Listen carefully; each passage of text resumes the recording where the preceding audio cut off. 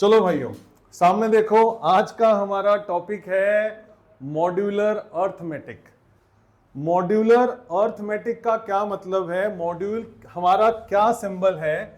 जैसे अगर लिखा है हमने 7 mod 3, इट रिप्रेजेंट्स कि अगर हम 7 को 3 से डिवाइड करें तो हमें क्या रिमाइंडर मिलता है।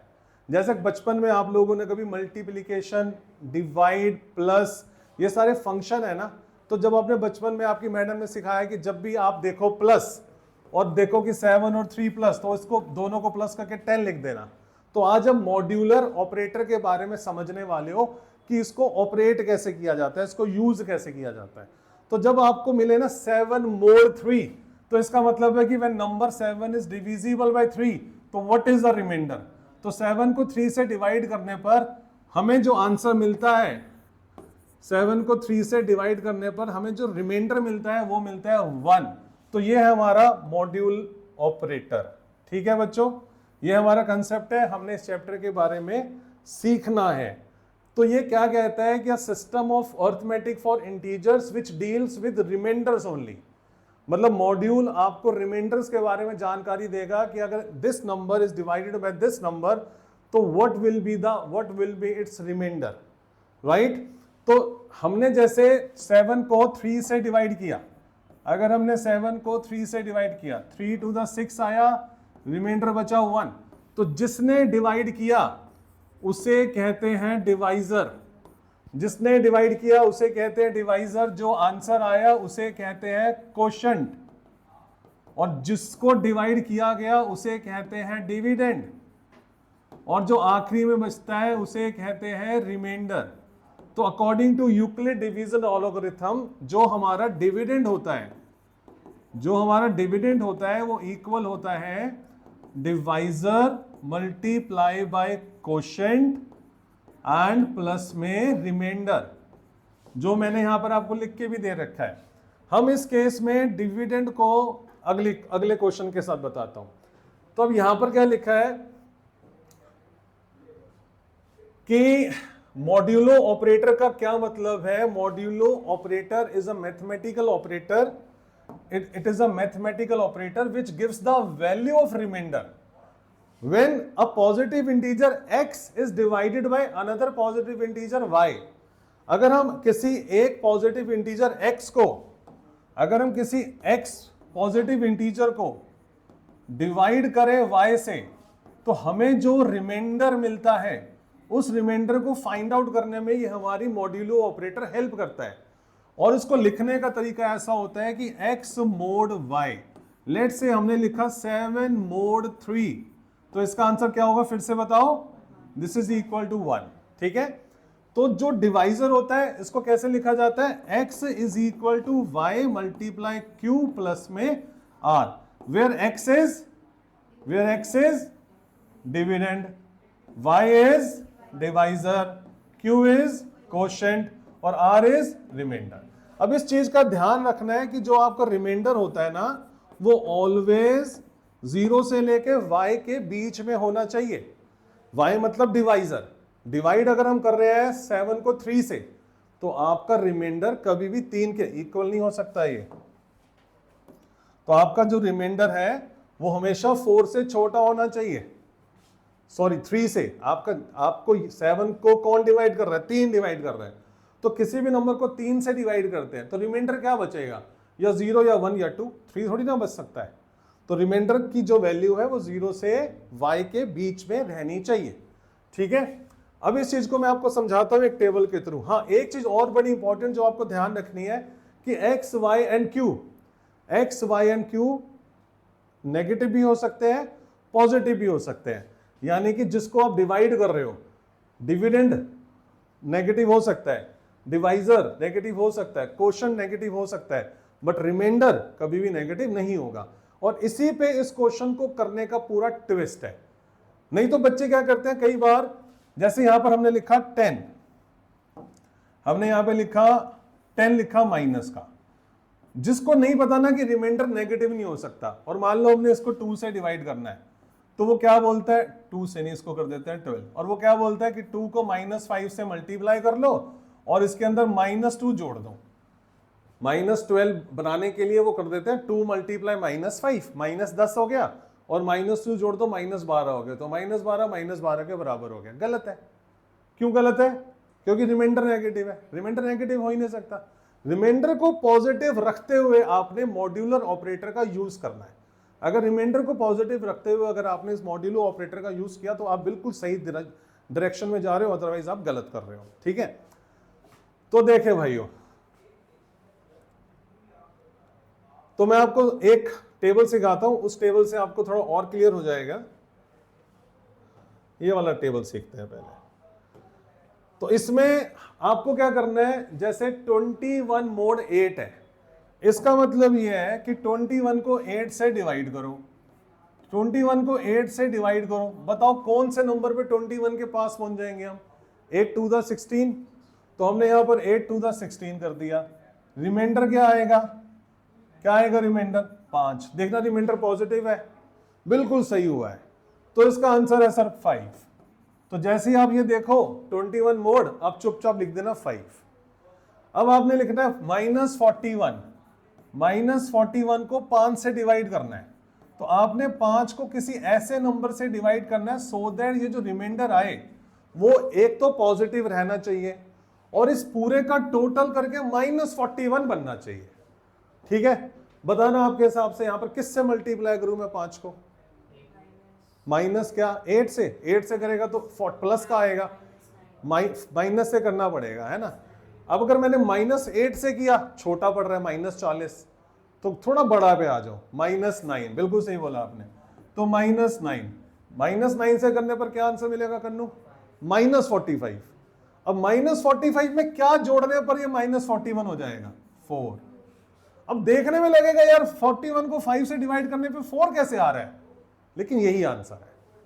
मतलब 4 रिमाइंडर कैसे बच रहा है? नॉर्मल तौर पर बच्चा बोलेगा 41 को 5 से डिवाइड करने पर 5 8 द 40, 1 रिमाइंडर बच रहा है। नहीं, गलत है वो। गलत क्यों है अब आपको समझ में आ गया, राइट। ऐसे 93 को 12 से डिवाइड करना है भाई, 93 को 12 से डिवाइड करना है। किससे डिवाइड करें और रिमाइंडर जोड़ दें? 12 से डिवाइड करने पर क्या आएगा? 12 8 7 द 84, 12 7 द 84, क्या बचा?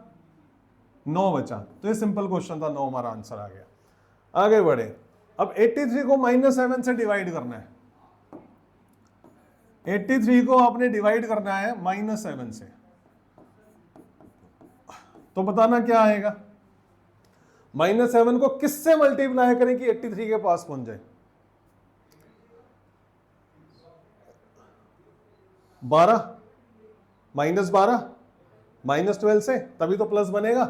तो यहां पर कर दो, नहीं -12 नहीं हो सकता, -11 होगा, तो -11 कर देते हैं। -11 को -7 से क्या? 77 हो गया। अब 77 में क्या जोड़े कि 83 हो जाए? 6, तो आपका आंसर आया 6। तो इसका आंसर में आपने लिखना है 6, इसके आंसर में आपने लिखना है 9। 8 मोड 14, 8 मोड 14। आप बताओ 14 को किससे मल्टीप्लाई करें और रिमाइंडर जोड़े कि सो दैट इसका टोटल जो आंसर है वो 8 आना चाहिए। बिल्कुल सही है, मैं नए सिरे से सिखा रहा हूं ना। तो 14 को किससे मल्टीप्लाई करेंगे? 0 से मल्टीप्लाई करेंगे और यहां पर आंसर आ जाएगा 8। तो अब यहां से एक चीज समझ में आती है कि जब भी x की वैल्यू y से छोटी होगी, जब भी x की वैल्यू y से छोटी होगी, x लेस देन y, और आपको बोला जाए कि x मोड y निकालो, आंखें बंद करना और x आंसर डाल देना। ठीक है, जो छोटा आंसर है वो डाल देना। अगला है 9 मोड 9। जब दोनों नंबर इक्वल होंगे तो क्या आंसर आएगा? तो आंसर आएगा 0। आपने 9 को किससे डिवाइड मल्टीप्लाई करना है और रिमाइंडर में क्या जोड़ना है? सर 1 से मल्टीप्लाई करो, रिमाइंडर में 0 जोड़ दो। समझ में आ गया? पक्के वाली बात। अब वो 6 वाला भी सीख लेते हैं एक बारी, फिर आगे बढ़ते हैं। ठीक है, अब यहां पर देखो, अब आपने एक बात सीखी है। क्या बात सीखी है? कि ये बात ध्यान रखना कि जब भी x y से छोटा होगा और x मोड y होगा तो रिमाइंडर हमेशा x आएगा। तो 1 मोड 6 में 1 6 से छोटा है, रिमाइंडर 1 आएगा। 2 मोड 6 में 2 6 से छोटा है, रिमाइंडर 2 आएगा। राइट है? ऐसे ही 3 मोड 6 में 3 आंसर आएगा। 4 मोड 6 में 4 आंसर आएगा, छोटा, जब तक छोटा चल रहा है वही लिखते रहो। 5 मोड 6 में आंसर 5 आएगा, और 6 मोड 6 में जब ये दोनों इक्वल हो जाएंगे रिमाइंडर 0 आएगा। 7 मोड 6 में, अब 7 को 6 से डिवाइड करने पर रिमाइंडर बचता है 1, रिमाइंडर 1 आएगा। 8 मोड 6 में रिमाइंडर 2 आएगा। 9 मोड 6 में रिमाइंडर 3 आएगा। एग्री?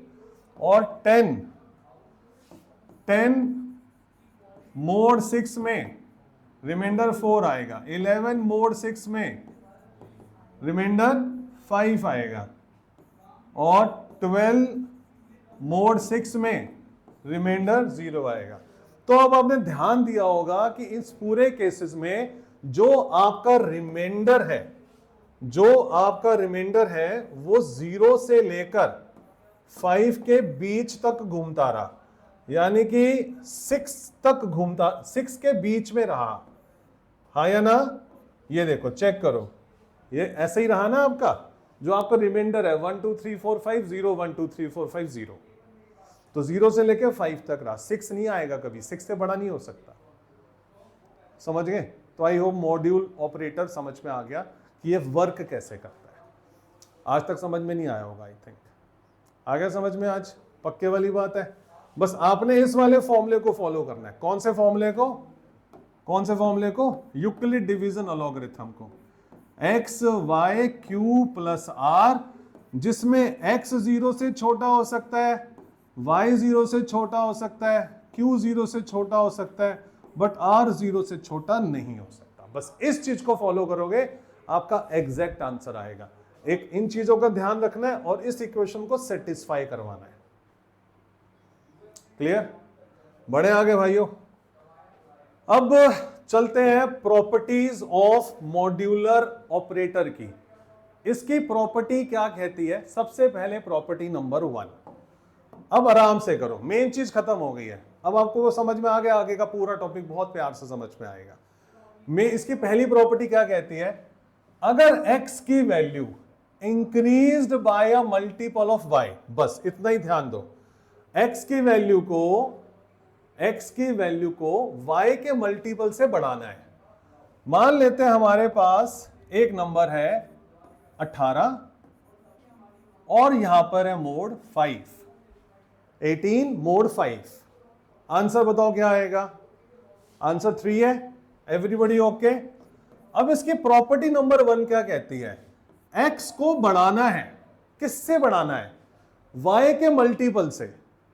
या तो आप इसमें 5 जोड़ दो, या 10 जोड़ दो, या 15 जोड़ दो, 5 के जितने भी मल्टीपल्स हैं वो जोड़ दो। मैं जोड़ रहा हूं, ठीक है? मैंने इसके अंदर 5 का मल्टीपल 10 जोड़ दिया, आंसर आया 28। अब 28 मोड 5 क्या आएगा? वो भी 3 आएगा। This is property number 1। ठीक है? कि अगर हम x के अंदर y के मल्टीपल्स जोड़ दें, अगर हम x के अंदर y के मल्टीपल जोड़ें तो मोड उतना ही है, सेम आएगा। तो ये हमारी प्रॉपर्टी नंबर 1। समझ में आ गई बच्चों? पढ़ लो जरा ऐसे एक बारी, यहां पर पढ़ लो। प्रॉपर्टी नंबर 1 क्या कहती है? Value of x is increased by multiple of y से ky। हमने ky जोड़ दिया, यहां पर मैंने क्या जोड़ा? 2 multiply 5, where k is any integer. तो x मोड y जो होगा वो इक्वल होगा 18 mod y 3, 28 mod 5, sorry 18 mod 5 3, 28 mod 5 3 आया था ना। तो x में y का मल्टीपल ky जोड़ने पर और उसका मोड y निकालने पर सेम ही आएगा। ये इसकी प्रॉपर्टी नंबर 1 है। क्या कहती है प्रॉपर्टी नंबर 1? कि अगर x के अंदर y का मल्टीपल जोड़ दो तो मोड में कोई डिफरेंस नहीं आएगा। याद हो गया भाई? प्रॉपर्टी नंबर 1 ओके कन्नू? चलो बहुत बढ़िया। अब इसको जरा वेरीफाई करके देखते हैं।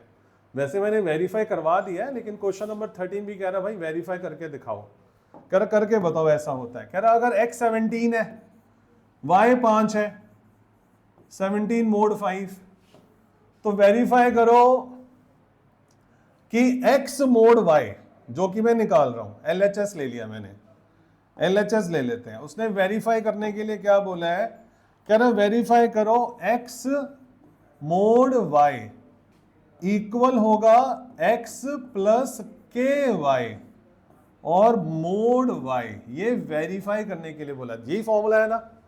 वैल्यू डालो, x की जगह 17, y की जगह 5, आंसर क्या आएगा 2।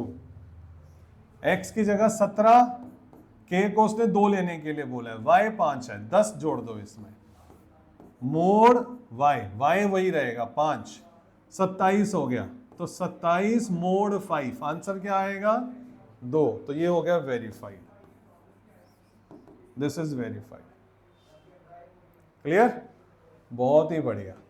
अब आपने छोटी सी टेबल मेरे सामने भर के दिखानी है, मैं 1-2 भरूंगा, बाकी घर से कर लेना। कह रहा है अगर x 21 है y 4 है, x मोड y क्या होगा बताना जरा। x 21 है y 4 है, x मोड क्या होगा, x मोड y क्या होगा, 1 होगा, 4 पंजे 20, 1 बचा। अगर सीधा सीधा दोनों पॉजिटिव हो ना फिर तो बहुत ही आसान होता है। प्रॉब्लम तब होती है, मतलब प्रॉब्लम नहीं तो सब सोचने की जरूरत तब पड़ती है अगर x और y में से कोई एक नेगेटिव हो। अगर दोनों पॉजिटिव है तो मोड निकालना आसान है, ठीक है। तो कहता है अगर x 21 है y 4 है, x मोड y 1 है, तो ये टेबल को फिल कर दो भाई। k है 2, -3, -5, 8 और 10, k y क्या होगा, y है 4, क्या होगा 8 होगा, -12 होगा, आपने इसको y से मल्टीप्लाई करना 4 से, -20 होगा, 32 होगा, 40 होगा। एग्री। अब आपने के वाई को x में जोड़ना है, x प्लस के वाई। आपने x के अंदर y का मल्टीपल जोड़ना है, x क्या है, x है 21, इसमें 21 जोड़ दो, 21 और 8 29, इसमें 21 जोड़ो, क्या बचता है 9 बचता है, 9 है ना, पक्का बताओ यार। इसमें 21 जोड़ो 1 बचता है, इसमें 21 जोड़ो 11 बचता है, नहीं हो। इसमें 21 जोड़ने पर क्या आता है 32 और 21 43 आता है, 53 पहले बोल दिया करना 53। अब इसमें 21 जोड़ने पर क्या आता है 61, हो गया। अब कह रहा है इसका मोड निकालो विद y, यानी कि x plus K Y, x plus K Y mode of y। देखो मैं आंखें बंद करके लिख रहा हूं 1 1 1 1 1, ये तो सीखा हमने अभी, यही तो सीखा, यही तो होगा ना। मोड में कोई फर्क ही नहीं आता। अगर हम x के अंदर y के मल्टीपल को जोड़ें और उसका मोड निकालें तो मोड में कोई फर्क ही नहीं आता, फिर भी चेक कर लेते हैं, ठीक है। तो बताना जरा 29 को अगर 4 से करें क्या आएगा 1 आएगा, है ना। 29 मोड 4, अगला 9 मोड 4 क्या आएगा 1, मोड 4 क्या आएगा 1 छोटा है। फिर 53 मोड 4 क्या आएगा 4 13 का 52, 4 13 का 52 1, और आखिरी में बच रहा है 61।